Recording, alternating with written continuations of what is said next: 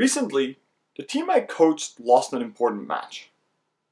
We talked about the importance of this match beforehand, and all the athletes knew what was at stake and how it would influence our season goals. We started off strong and it looked like we might be able to win. But then something changed in the way we played, and we ended up losing the match. Now, I'm a highly competitive person, and therefore I was disappointed in the loss. I resorted to eating crap food in order to feel better, and I didn't really talk to anyone on the drive home.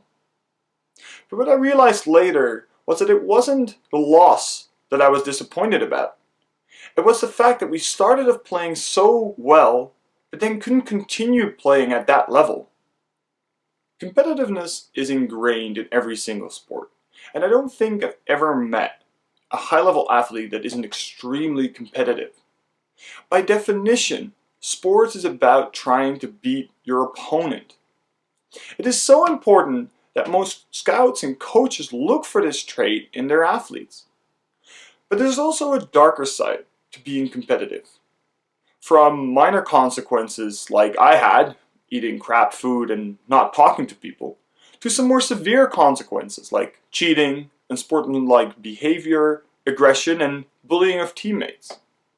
I think it's clear that competitiveness can lead to both great and terrible things. So today, let's look at a few types of competitiveness and what effect they have on athletes and the sport in general.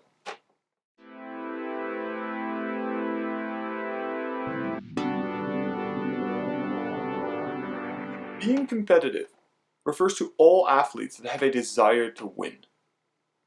This can be volleyball players that want to win points, sets, and matches, swimmers that want to swim faster than they've ever done before, or even chess players that just want to win that one game.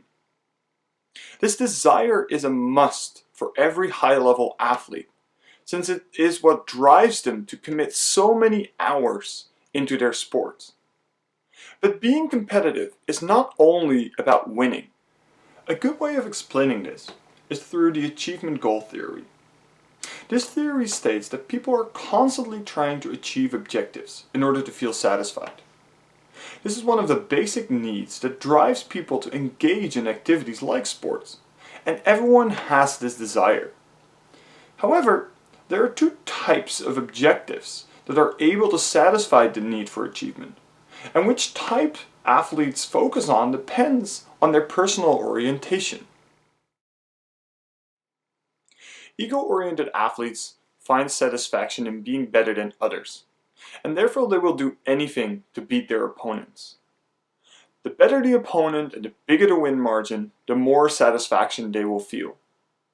They are often referred to as competitors. The bigger the game, the harder they play. But there's also some less beneficial behaviors that are linked to being purely ego-oriented. For instance, these athletes often don't do very well in practice because there's no winning in practice, which limits their motivation. On top of that, they are often less motivated to play very weak opponents because winning doesn't mean that much, or very strong opponents because there's no chance of winning. And lastly, this behavior can lead to things like unsportsmanlike conduct and cheating. Overall, pure ego orientation are athletes that have a win-at-all-cost mentality. Mastery athletes, on the other hand, focus on trying to beat themselves.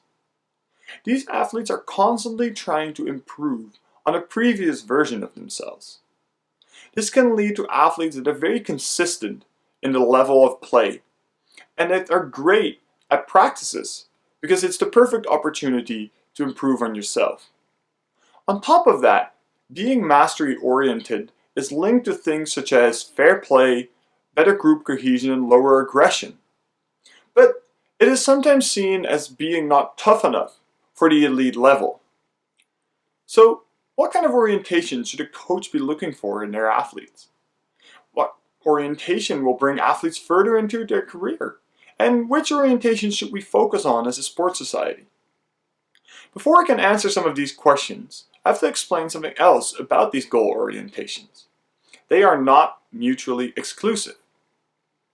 It is likely that when you were listening to the explanation of both ego and mastery orientation, you recognized a bit of both in yourself. And this is because both orientations can exist simultaneously in anyone. And most athletes do have both in them. If you look at the example I gave at the beginning of the video, I realized that I was disappointed that we didn't play as well as we could have, which is a clear mastery-oriented thought. But on the other hand, I'm also sure that I wouldn't have been disappointed at all if we ended up winning the match the way we played, which is clearly ego-oriented. If you look at the research into these orientations, it is clear that every athlete at the elite level has high mastery orientation.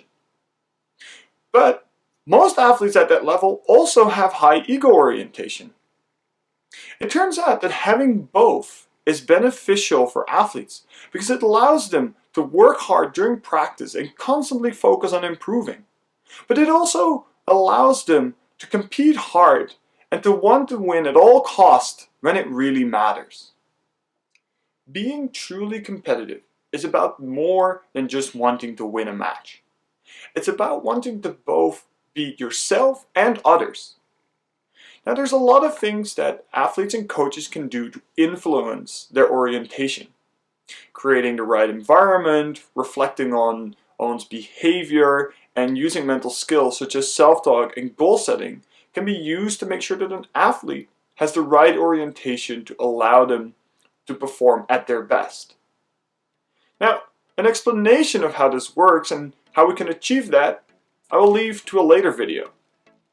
So, if you want to learn more about how to influence your goal orientation, make sure to subscribe to my channel by pressing the red button below. If you enjoyed watching this video, please like, comment, and share it as much as you want.